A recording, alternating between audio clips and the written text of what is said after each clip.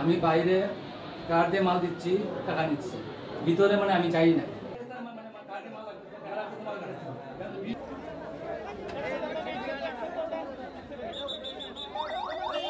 Rahmat Ali আগাছিল labour এরে বানাইছে চেয়ারম্যানে, এবার একবারে বানাইছে মুসলমান বাগানে চেয়ারম্যান দিকে এরে বাগান দিয়ে বেড়া টাইন আনছে, এরা টানি বেড়া সব বেচায়। একজন বলছে এটা বন্যার চাল, আমার প্রশ্ন হলো যে বন্যার চাল হয়ে থেকে বন্যায় গেছে তখন চাল দিলেন না কেন?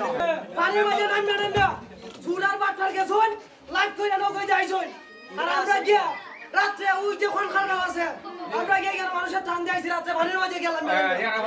তার বিরুদ্ধে যেহেতু অভিযোগ হয়েছে এবং সে এর পূর্বে দুইবার করেছে, চেয়ারম্যান সাহেব এখন আমাকে জানালো, আমি জানি নাই কিংবা আমাকে জানানো হয়নি, কিন্তু তার বিরুদ্ধে আমরা আইনানুগ যে ব্যবস্থা গ্রহণ করা সেটাই করবো।